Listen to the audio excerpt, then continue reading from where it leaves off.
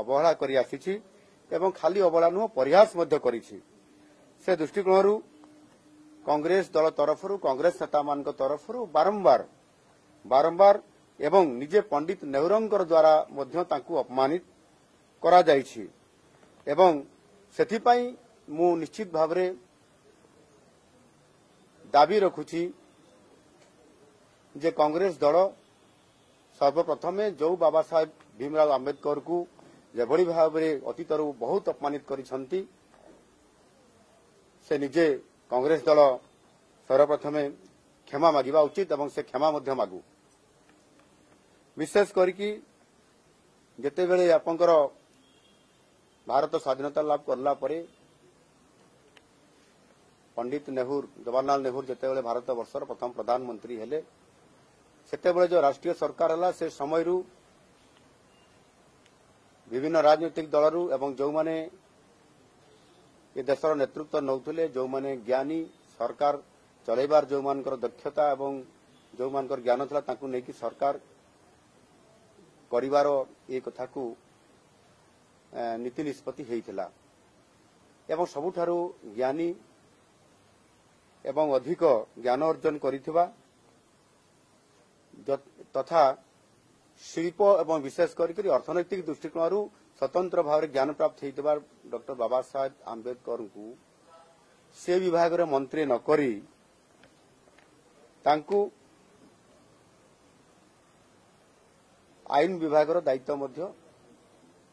କଂଗ୍ରେସ ସରକାର ସମୟରେ ପଣ୍ଡିତ ଜବାହରଲାଲ ନେହେରୁ ହିଁ ଦେଇଥିଲେ ଏବଂ ତାହା ସହିତ ମଧ୍ୟ ଏଥିରେ ସଂରକ୍ଷଣ ବ୍ୟବସ୍ଥା କଥା ଯେତେବେଳେ ଆସିଲା ସେତେବେଳେ ମଧ୍ୟ ମୁସଲମାନଙ୍କୁ ସଂରକ୍ଷଣ ଦେବା କଥାଟାକୁ ବେଶୀ ପ୍ରାଧାନ୍ୟ ଦିଆଯାଇଥିଲା କିନ୍ତୁ ଆଦିବାସୀ ଏବଂ ହରିଜନ କ୍ଷେତ୍ରରେ ସେଥିରେ ସ୍ୱତନ୍ତ୍ରତା ଦିଆଯାଇ ନଥିଲା। ଏଣୁ ବାସ୍ତବିକ ଏଥିରେ ଯେଉଁ ପାତର ଅନ୍ତର କଂଗ୍ରେସ କରୁଥିଲା ଏବଂ ତାକୁ ଯେତେବେଳେ ଏ କଥାକୁ ଦୃଷ୍ଟି ଆକର୍ଷଣ କଲେ ଭୀମରାଓ ଆମ୍ବେଦକରଜୀ ତାଙ୍କୁ ସେ ବହୁତ ଅପମାନିତ କରିଥିଲେ। ପଣ୍ଡିତ ନେହେରୁ ଯେତେବେଳେ ଡକ୍ଟର ବିସି ରାୟଙ୍କୁ ଏକ ଚିଠିରେ ସେ ଉଲ୍ଲେଖ କରିଥିଲେ ସେଥିରେ ଯେଉଁ ପ୍ରତିବାଦ କରିଥିଲେ ଡକ୍ଟର ଭୀମରାଓ ଆମ୍ବେଦକର ବିଭିନ୍ନ କଥାକୁ ନେଇକରି ଯେତେବେଳେ ପାତର ଅନ୍ତର କରାଯାଇଥିଲା ଏବଂ ସେହି କଥାକୁ ଗୁରୁତ୍ୱ ଦେଲେ ନାହିଁ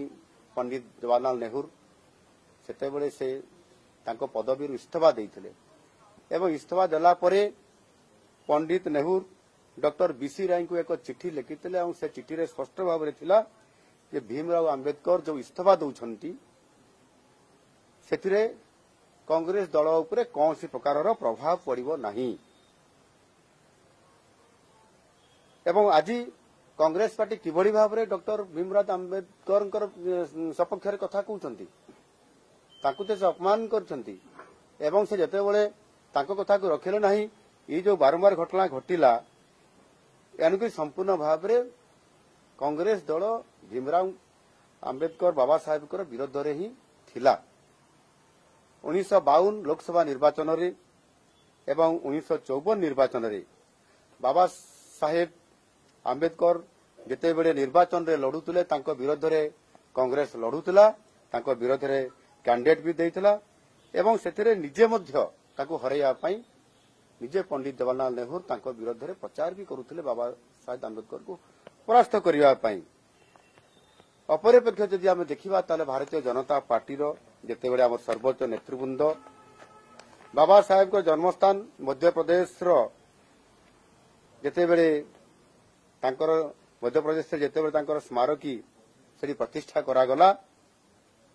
ପ୍ରଧାନମନ୍ତ୍ରୀ ସ୍ୱର୍ଗତ ଅଟଳ ବିହାରୀ ବାଜପେୟୀ ତାକୁ ଉଦ୍ଘାଟନ କରିଥିଲେ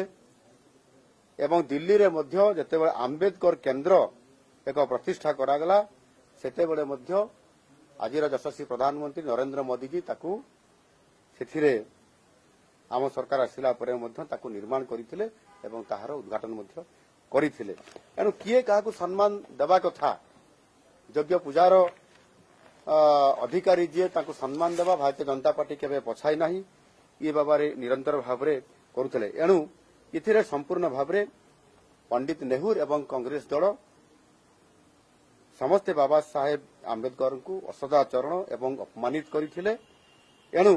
ये नहीं कांग्रेस संपूर्ण भाव में निस्वार्थ भाव में देशवासी आगे क्षमा प्रार्थना करने उचित। मु आ गोटे कथा कहना चाहूँगी जे अनेक समय विभिन्न साधारण लोकों को भी कांग्रेस सरकार सेमानंकु भारत रत्न पद्म विभूषण एवं पद्मश्री भली उपाधि तांको प्रदान करुथिले, किंतु निर्वाचन रे बाबा साहेब आंबेडकर को परास्त करिथिबा नारायण साड़वा काजरोलकर को 1970 मसीह पद्म विभूषण दे ताकू सम्मानित करथिले। अर्थात बाबा साहेब आंबेडकर को जी हरई थिले से लोक पद्म विभूषण पुरस्कार पाइबे। ई प्रकार कांग्रेस सरकार विचित्र नीति आमे आज देखिया पाउछंती एवं किबड़ी भाव में जड़े भारत वर्षर श्रेष्ठ व्यक्तित्व को तांको किबड़ी भाव में से अपमानित करछंती ए कथा मु आज कहया पई एठी गणमाध्यम रे मध्य चाहूछि। एणु आज निश्चित भाव में एक कथा मु कहया पई चाहिबी जे विगत जो घटना घटिला ताकू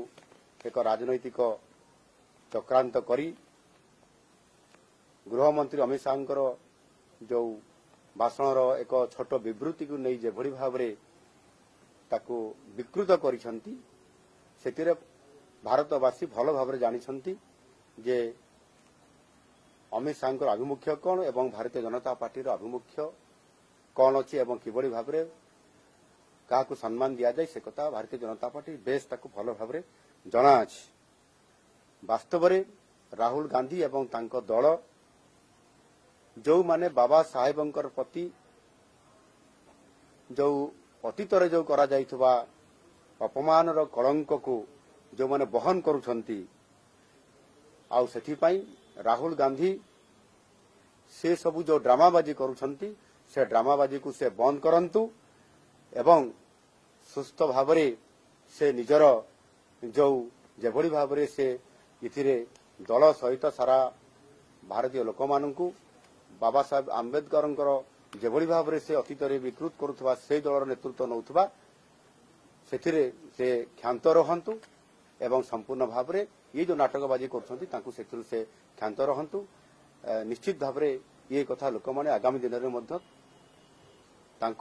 जानी से किभली भाव में व्यवहार करती आ लोक माने तार उचित जवाब देबे।